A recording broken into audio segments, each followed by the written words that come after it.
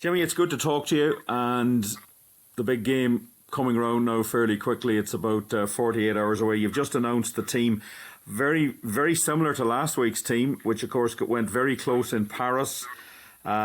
Just two changes to the starting 15. Conor Oliver coming in for Jared Butler, who's on the bench, and of course Bundy Aki back, and Tom Daly moving to the bench. So give me an idea why you've gone with as much the same team week to week. Well, I think, look, the boys have done exceptionally well. It's been, an interesting period, obviously, with the boys in Irish camp and I suppose cancellations and whatnot. So, look, every day is different, and we just prepare to try and get as much preparation into the group that we have, and get some cohesion there through that group. So, look, they've performed really, really well during that period, and even with the setbacks of having the cancelled games, they've acquitted themselves really, really well. So for us, it's the group that are here are doing exceptionally well. They're performing, they're working really hard for each other, and looking forward to getting on the field again on Sunday. Yeah, there's matches being cancelled all over the place, and the COVID is having an effect. So it's great that you're all set to play. Yeah, 100%. Look, I think we've had obviously the Dragons game and the Benetton game and the Ospreys as well. So look, we've just become accustomed to it. It is the way it is at the moment. Unfortunately, it's not ideal. Missing the fans, which is a big one, but it's good to be playing matches. And I think to get the results, when you get the results every week and everything is clear, it's fantastic news. So fingers crossed. Now we can put it together on Sunday and play well. There's obviously a backstory to this. Bristol are coming as Champions, not quite Champions Cup, as Challenge Cup winners, Premiership semi-finalists.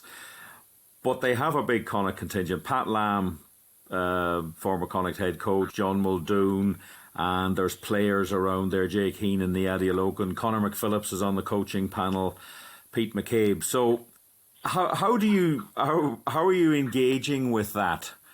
In terms of your preparation and maybe a little bit of banter that's going on around the team? Look, I think obviously you know each other very, very well, but honestly, William, it's pretty much it's routine for us at the moment. We just kind of focus in the opposition and try and identify a couple of areas that we can exploit, and no doubt they'll be doing the same for us. But very much the focus is on us, and you asked the question earlier on about the side being very similar, and it's for that reason. It's we have a style of play that suits us, and we try and play to those strengths as often as we can and nullify those threats in the opposition. So the boys have gone really, really well, and look, it's Champions Cup, it's in Galway, which is fantastic. So look, it's just a massive occasion, and people want to go that step further and not just go close and actually go and put in a really good performance on the weekend. Was that the takeout of last Sunday a bit, that in the end that was a game Connacht probably should have won? 64% possession, 68% territory. It was a very odd game of rugby, and it went in fits and starts a bit, but maybe, as you say, you really want to get the job done and you need to get it done. It's a must-win game Sunday afternoon.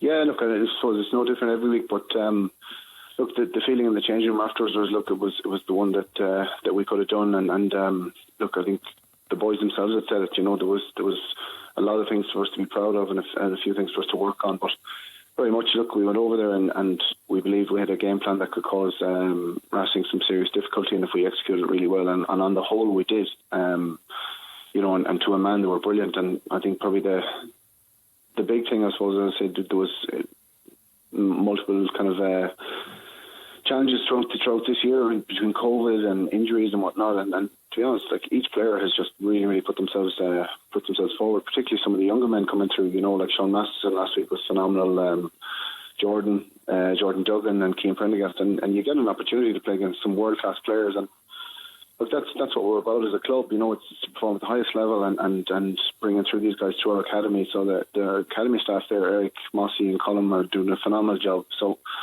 for those guys to come through and play against All Blacks and French internationals and the rest and wannabes, it's quality, and then to put in a performance like we did was really pleasing.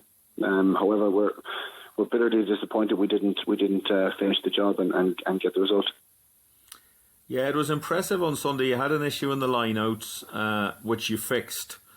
and that became rock solid in the second half. Very competitive in the breakdown area as well. And just looking at Bristol here, in only 3 games in the Gallagher Premiership, they've actually won the least amount of turnovers, and they missed a lot of tackles last week. So there's potentials there for you to put a lot of pressure on them if you can get your game plan moving. Yeah, look, I think, like as I say, we like to play a specific style of game and keep the ball alive as much as possible, as Bristol do, you know. So, look, it's wet and windy again, and gradually getting worse from the morning to the evening time. But look, we'll look to try and capitalise on areas we feel we've got an advantage, and I'm sure Bristol will be doing the same. So look, both sides like to play an attacking style of rugby, and hopefully that's what the viewers will see on the weekend.